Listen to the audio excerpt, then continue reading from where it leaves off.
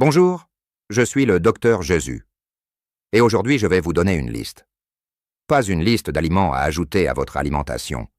Une liste d'aliments à retirer. Des aliments que vous consommez probablement en ce moment, certains en pensant qu'ils sont bons pour vous, et qui travaillent contre votre prostate chaque jour sans que vous le sachiez. Dans les 15 prochaines minutes, je vais vous expliquer précisément pourquoi chacun de ces aliments est problématique. Pas des opinions, des mécanismes biologiques documentés. Et pour chacun, je vais vous donner une alternative concrète que vous pouvez mettre en place dès cette semaine. Je vous préviens, au moins 2 ou 3 aliments de cette liste vont vous surprendre. Parce que ce ne sont pas les suspects habituels. Il y a quelques mois, un homme est venu me consulter. Il s'appelait Serge. 68 ans, retraité de la fonction publique. Un homme attentif à sa santé, il lisait des articles, suivait les recommandations officielles, mangeait ce qu'il pensait être une alimentation équilibrée. Et pourtant sa prostate continuait de se dégrader d'année en année malgré tous ses efforts. Quand j'ai analysé son alimentation en détail, pas en grande catégorie, en détail précis, j'ai trouvé 4 des 7 aliments dont je vais vous parler aujourd'hui. 4. Dans l'alimentation d'un homme qui pensait bien manger, 3 mois après avoir retiré ces 4 aliments et les avoir remplacés par les alternatives que je lui ai données, son bilan inflammatoire s'était amélioré de façon significative. Son urologue lui avait lui-même dit lors du contrôle suivant qu'il observait une stabilisation qu'il n'avait pas anticipée. Ce n'était pas de la magie. C'était simplement retirer ce qui alimentait l'inflammation et laisser le corps faire son travail. Voici les 7 aliments. Aliment numéro 1, la charcuterie et les viandes transformées. Jambon, saucisson, salami, bacon, saucisses industrielles, pâté, rillettes, tous les produits dont la viande a été transformée, fumée, salée ou conservée chimiquement. Le problème n'est pas la viande elle-même, c'est les nitrites et nitrates, utilisés comme conservateurs. Dans l'organisme, ces composés se transforment en nitrosamines, des molécules fortement pro-inflammatoires qui agissent directement sur le tissu prostatique. Les études épidémiologiques sont cohérentes et répétées. Une consommation régulière de charcuterie est associée à une inflammation prostatique plus sévère et à une progression plus rapide de l'hyperplasie. Serge mangeait du jambon blanc presque tous les midis depuis des années. Il pensait que c'était une source de protéines légère et saine. C'est une source de protéines correcte, mais c'est aussi une source régulière de nitrites. L'alternative, remplacer la charcuterie par de la volaille rôtie sans peau, du poisson en conserve dans l'huile d'olive ou des œufs durs. Ces sources de protéines n'ont pas les effets pro-inflammatoires des viandes transformées. Aliment numéro 2, les huiles végétales raffinées chauffées, huile de tournesol, huile de maïs, huile de soja, huile de pépins de raisin, les huiles bon marché que vous trouvez dans la plupart des plats cuisinés, des fritures et des sauces industrielles. Ces huiles sont riches en acides gras oméga 6. Le problème n'est pas les oméga 6 en eux-mêmes, le problème est le ratio. L'alimentation occidentale moderne présente un ratio oméga 6 et oméga 3 d'environ 15:1. Le ratio optimal pour contrôler l'inflammation est de 4:1. Cet excès d'oméga 6 stimule en permanence la production de molécules pro-inflammatoires dans l'organisme entier, prostate comprise. Mais il y a pire. Quand ces huiles sont chauffées à haute température, au-delà de 160 degrés, ce qui est le cas dans n'importe quelle cuisson à la poêle ou en friture, elles s'oxydent et produisent des aldéhydes toxiques pour les cellules vasculaires et prostatiques.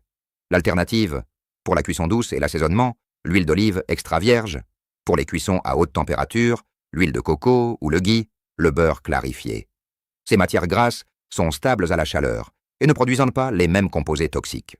Aliment numéro 3, le sucre raffiné en excès, sodas, jus de fruits industriels, pâtisseries, céréales du matin sucrées, biscuits, confiseries. Tout ce qui fait monter la glycémie rapidement et massivement. L'hyperglycémie chronique stimule la sécrétion d'insuline, et l'insuline en excès chronique agit comme un facteur de croissance sur les cellules prostatiques. Elle active les mêmes récepteurs que l'IGF-1, le principal signal de prolifération cellulaire dans la prostate. Les hommes prédiabétiques ou diabétiques ont statistiquement des problèmes prostatiques plus sévères. Ce n'est pas un hasard. C'est ce mécanisme insuline-IGF-1 qui en est responsable. Réduire le sucre raffiné est l'une des actions les plus directes que vous puissiez prendre pour ralentir la croissance de votre prostate. Ce n'est pas une question de calories, c'est une question de signalisation cellulaire. L'alternative, Si vous avez besoin de sucre, privilégiez les fruits entiers, leur teneur en fibres ralentit l'absorption du fructose et évite les pics glycémiques. Le miel de qualité en petite quantité. Et le chocolat noir à 85% minimum, dont les flavanols ont des effets bénéfiques sur la circulation vasculaire. Aliment numéro 4, et celui-ci va en surprendre beaucoup. Les produits laitiers en grande quantité. Attendez, je ne dis pas que le fromage est un poison. Je ne vous demande pas de devenir végane. Je parle de consommation excessive, au-delà de 2 portions par jour. Le lait contient naturellement des facteurs de croissance, IGF-1 en tête, en concentration significative. Ces facteurs de croissance survivent en partie à la digestion et stimulent les récepteurs de prolifération cellulaire dans le tissu prostatique. De plus, une alimentation riche en produits laitiers augmente les taux circulants d'IGF-1 dans le sang. Plusieurs grandes études prospectives ont établi une corrélation entre des taux élevés d'IGF-1 et un risque accru de symptômes prostatiques sévères. Un laitage par jour, un yaourt, un morceau de fromage, c'est raisonnable. 2 à 3 yaourts, du fromage à chaque repas, et un verre de lait le soir, tous les jours. C'est une stimulation prostatique chronique. Serge mangeait 2 yaourts par jour et du fromage à chaque déjeuner et dîner depuis toujours. Il pensait que c'était excellent pour ses os. Pour ses os peut-être. Pour sa prostate, c'était un excès. Alternative, un laitage par jour suffit pour les apports calciques. Complété avec des amandes, des sardines entières avec les arêtes et les légumes verts foncés pour le calcium sans excès d'IGF-1. Aliment numéro 5, l'alcool, toutes formes confondues. Je sais que je l'ai déjà mentionné dans mes vidéos précédentes. Je le répète ici parce que c'est probablement la variable alimentaire qui a le plus d'impact direct sur la prostate, et c'est aussi celle que les hommes ont le plus de mal à réduire. L'alcool est métabolisé en acétaldéhyde, un composé directement toxique pour les cellules. Il perturbe le métabolisme hormonal masculin en augmentant l'activité de l'aromatase, l'enzyme qui convertit la testostérone en œstradiol. Plus d'œstradiol chez l'homme signifie plus de stimulation du tissu prostatique. De plus, l'alcool déshydrate, concentre les urines et irrite la muqueuse urétro-prostatique à chaque miction. Il perturbe les phases de sommeil profond, ce qui aggrave les levées nocturnes au-delà de l'effet prostatique direct. Je ne vous demande pas l'abstinence totale. Je vous demande d'être honnête avec vous-même sur votre consommation réelle. Un verre de vin par soir, multiplié par 365 jours, c'est une stimulation prostatique et une irritation urinaire chronique. Réduire à 2 ou 3 verres par semaine change les données de façon significative. Aliment numéro 6. Les aliments ultra-transformés en général. Plats préparés industriels, fast-food, snacks de supermarché, soupes en briques, sauces en bouteille. Tout ce qui a une liste d'ingrédients de plus de 5 composants, avec des noms que vous ne reconnaissez pas. Ces aliments cumulent plusieurs problèmes simultanément: huile raffinée, sucre caché, sel en excès, additifs conservateurs pro-inflammatoires, et une densité nutritionnelle si faible qu'ils créent des carences en zinc, en sélénium, en vitamine E, des micronutriments essentiels pour la santé prostatique. Le zinc en particulier mérite une mention. La prostate contient la concentration en zinc la plus élevée de tout l'organisme masculin. Ce zinc est indispensable pour réguler la croissance cellulaire prostatique. Une alimentation riche en ultra-transformés crée une carence en zinc progressive et silencieuse, qui prive la prostate d'un de ses nutriments les plus critiques. La règle simple que je donne à mes patients: si vous ne pouvez pas reproduire cet aliment dans votre cuisine avec des ingrédients que vous reconnaissez, limitez-le au maximum.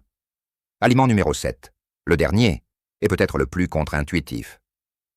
La viande rouge en excès.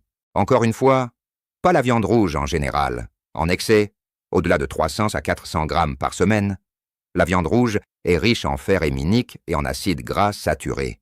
Le fer héminique en excès génère des radicaux libres qui endommagent les cellules prostatiques. Les acides gras saturés en grande quantité favorisent un profil hormonal pro-inflammatoire. Et les cuissons à haute température, grillades, barbecue, fritures, produisent des amines hétérocycliques et des hydrocarbures aromatiques polycycliques dont l'effet pro-inflammatoire sur le tissu prostatique est documenté. Un bon morceau de bœuf 2 fois par semaine, c'est parfaitement raisonnable. De la viande rouge tous les jours, en grande quantité, souvent grillée. C'est un facteur d'inflammation prostatique chronique. L'alternative: remplacez une partie de votre viande rouge par du poisson gras, saumon, sardines, maquereau. Ces poissons sont riches en oméga 3 EPA et DHA, qui contrebalancent directement l'inflammation prostatique. 3 portions par semaine est la cible que je donne à mes patients. Voici la synthèse pratique. Cette semaine, identifiez les 2 aliments de cette liste que vous consommez le plus régulièrement. Pas 7, 2. Et réduisez-les de moitié cette semaine. La semaine suivante, vous en ajoutez 2 autres. En un mois, vous avez transformé votre alimentation prostatique en profondeur, sans vous sentir privé de tout, sans vous imposer un régime impossible à tenir. Serge a fait exactement ça. 2 aliments par semaine, progressivement. Au bout de 3 mois, son alimentation était méconnaissable par rapport à ce qu'elle était avant. Et surtout, il ne souffrait pas. Il n'avait pas l'impression de se priver. Il avait simplement remplacé des choses par d'autres choses meilleures. « Ce n'est pas un régime, docteur, » il m'a dit. « C'est juste manger autrement. » C'est exactement ça. Dites-moi dans les commentaires lequel de ces 7 aliments vous a le plus surpris et lequel vous allez commencer à réduire cette semaine. Ces échanges dans les commentaires sont précieux. Ils aident des centaines d'autres hommes qui vous lisent et qui se reconnaissent dans votre situation. Dans ma prochaine vidéo, je change de registre. On va parler du sujet que beaucoup de mes patients n'osent pas aborder avec leur médecin, l'impact de la prostate sur la vie sexuelle après 60 ans, et les approches naturelles concrètes pour inverser cet impact. C'est une vidéo importante. Beaucoup d'entre vous me l'ont demandé. Abonnez-vous maintenant pour ne pas la rater. Je suis le Dr Jésus. Prenez soin de vous.